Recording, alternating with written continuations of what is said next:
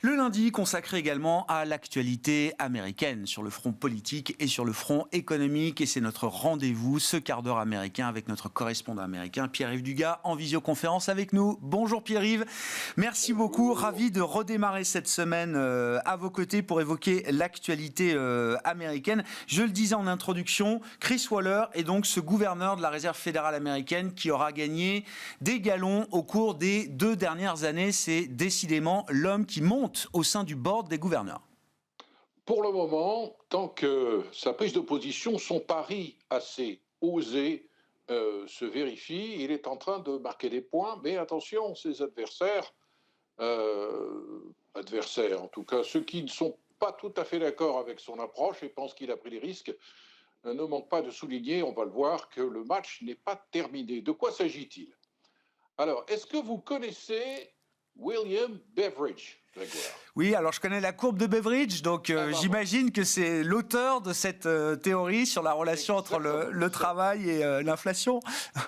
Ça n'est pas le nouvel arrière-droit de Manchester City. C'est un économiste britannique qui a formalisé la relation intuitive, d'ailleurs, entre les offres d'emploi non pourvues, relation inverse, avec le taux de chômage. Et l'interprétation de cette courbe, qui s'est vérifiée dans les travaux de William Beveridge dans les années 30 et dans les années 40, est employée depuis. Le problème, c'est que plus rien ne se passe vraiment normalement dans l'économie américaine avec la sortie du confinement, et que, pour revenir à lui, donc Christopher Waller a osé dire, début 2022, eh bien vous savez quoi, il y a tellement d'offres d'emploi non pourvues, le volume est tellement élevé, on était, je dirais de mémoire, au-delà de 12 millions, qu'il est probable que même une forte remontée des taux d'intérêt n'ait pas pour effet à moyen terme de relancer fortement le chômage. C'était un pari qui, pour l'instant, est un pari qui semble gagner, puisque le chômage aux États-Unis, en dépit d'un relèvement massif des taux d'intérêt depuis mars 2022, est autour de 3,7% et qu'on est dans une période toujours de quasi plein emploi. Ce pari a été adopté par Jerome Powell qui a dit « Banco, relevons les taux d'intérêt massivement, corrigeons ce qu'ils ne veulent pas admettre comme une erreur, mais ce qui apparaît tout de même comme un manque d'anticipation de la forte poussée de l'inflation. Pour le moment, ça marche. Le taux de chômage reste extrêmement faible, la désinflation est engagée et le nombre d'offres d'emploi non pourvues a baissé, encore qu'il n'est pas tellement baissé, il est même un petit peu remonté depuis quelque temps. Alors le match n'est pas fini. C'est ce que disent des gens tout aussi éminents que Christopher Waller. Je pense notamment à Olivier Blanchard, ancien professeur d'économie à MIT, ancien patron de la recherche économique au FMI. C'est ce que dit Larry Summers. Il avait d'ailleurs, avec M. Blanchard, publié un paper à ce propos en août 2022. Paper dans lequel il soulignait des erreurs probables, selon eux, commises par la Réserve fédérale dans ses calculs sur cette courbe de Beveridge.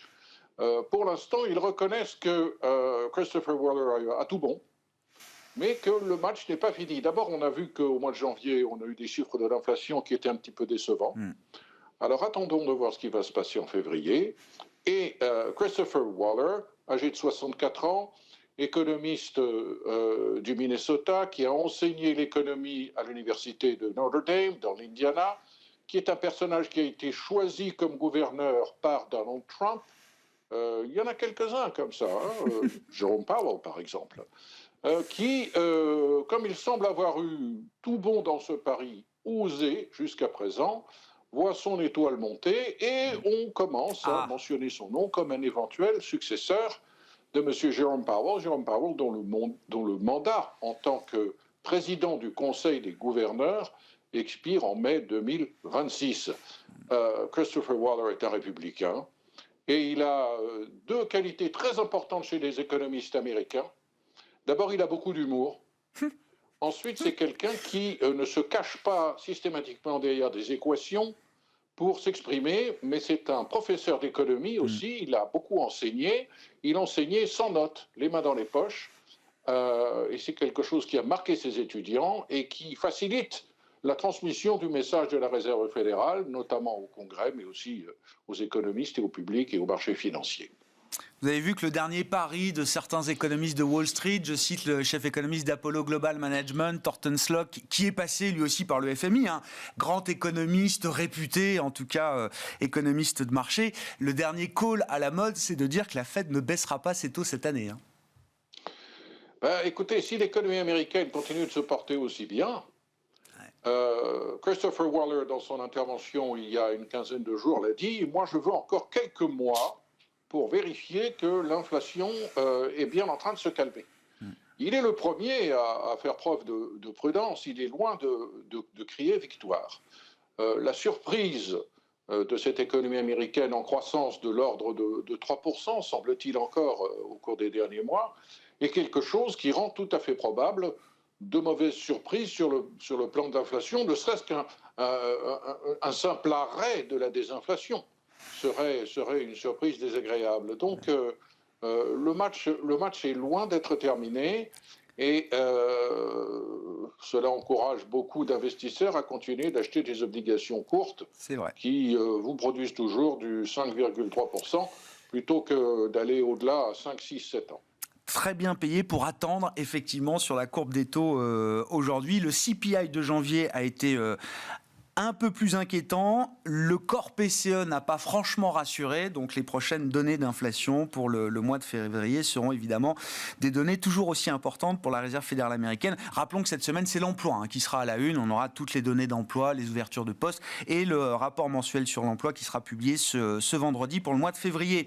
Pierre-Yves, on sait ce qu'on perd, on ne sait pas ce qu'on gagne. Est-ce que c'est ce que pensent les démocrates du Sénat après que Mitch McConnell, le leader des Républicains au Sénat, a annoncé son départ après l'élection de novembre? Mon Dieu, qu'il est détesté, Mitch McConnell, qu'il est détesté de la presse bien pensante, pléonasme que vous me pardonnerez, qu'il est détesté des démocrates. Et pourtant, il est respecté. Il est respecté par le président Biden, qui a été sénateur Biden pendant des années, qui connaît très très bien Mitch McConnell. Qui dirige le groupe républicain au Sénat depuis 2007, mais qui a été élu sénateur de Kentucky en 1984. J'étais là, je m'en souviens. Mitch McConnell est une personnalité qui a 82 ans aujourd'hui et qui nous a annoncé la semaine dernière qu'elle renoncerait à son poste de leader du groupe républicain au Sénat en novembre, c'est-à-dire au terme des élections législatives de novembre. Alors c'est très très important, parce que Mitch McConnell était la plus grande personnalité républicaine élue d'autorité qui était ouvertement anti-trumpiste. Et le Parti républicain, qui est en train de se trumpiser massivement, pouvait encore se référer à Mitch McConnell. Et Mitch McConnell est en train de vous annoncer qu'il va passer la main, ce qui nous ouvre la possibilité, en cas de victoire de Donald Trump le 5 novembre, d'avoir un parti républicain qui aurait non seulement la Maison-Blanche, mais probablement aussi, et je vais vous expliquer pourquoi, la majorité au Sénat, et qui serait un parti encore plus trumpiste qu'il ne l'est devenu depuis quelques mois, ce qui fait très peur aux démocrates et au New York Times, qui vont en venir à regretter Mitch McConnell, qui était un atlantiste, qui était un libre-échangiste, qui était un conservateur bon teint, mais sur lequel on pouvait compter, parce qu'en gros, c'était un réganien, ça n'était pas un populiste, et en cela, il s'oppose radicalement à cette nouvelle vague trumpiste des Républicains.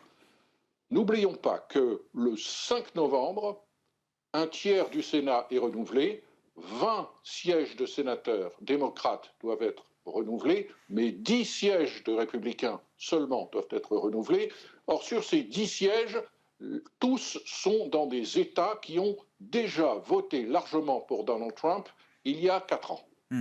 Tandis que pour les 20 sièges démocrates, ça n'est pas le cas. La marge de victoire de Biden dans ces États-là était très faible. Donc, les démocrates ont peur de perdre le Sénat et le renoncement de Mitch McConnell à son poste extrêmement important, où on a beaucoup de pouvoir quand on est président même de la minorité du Sénat, et encore plus quand on est président de la majorité du Sénat, cette vacance ouvre la possibilité qu'il se passe des choses au Sénat qui rendent le Sénat encore plus trumpiste. Oui, c'est d'une certaine manière ce que dit Mitch McConnell, c'est les Trumpistes l'ont emporté désormais au sein du grand parti, quoi. C'est, je dirais, à la fois une manière de tourner la page d'un point de vue idéologique, mais aussi de tourner la page d'un point de vue générationnel. La nouvelle génération de républicains n'est plus réganienne systématiquement par défaut, comme elle l'a été de fait depuis les années 80. Maintenant, les nouveaux républicains sont plutôt populistes et plutôt trumpistes. Qui pourrait succéder à Mitch McConnell? Il y a 3 John que l'on donne. 2 d'entre eux ne sont pas des Trumpistes de la première heure, mais se sont ralliés à Donald Trump parce que ce sont des pragmatistes qui ont compris que Donald Trump faisait voter les gens pour les républicains et qu'on a besoin de Donald Trump pour se faire élire comme républicain aujourd'hui. Et puis, M. Barroso, qui est sénateur du Wyoming, lui est ouvertement trumpiste. Et donc, un de ces 3 John, John Cornyn, John Barroso et John Thune, pourrait succéder à Mitch McConnell dans des degrés de trumpisme plus ou moins affichés, mais d'autres successeurs sont possibles. Tim Scott, qui ne cesse de clamer les louanges de Donald Trump, qui est sénateur de Caroline du Sud, s'il n'était pas choisi comme colistier de Donald Trump, pourrait faire, aux yeux de Donald Trump, un excellent président d'une majorité républicaine au Sénat. Bon, l'emploi américain cette semaine sur le terrain économique et le Super Tuesday demain sur le terrain politique, bien sûr, même si je crois que tout le monde a un avis assez tranché sur qui sera le candidat républicain pour cette élection présidentielle. Merci beaucoup Pierre-Yves. Pierre-Yves Dugas avec nous chaque lundi pour ce quart d'heure américain à retrouver en replay sur bismart.fr ou encore en podcast sur l'ensemble de vos plateformes préférées.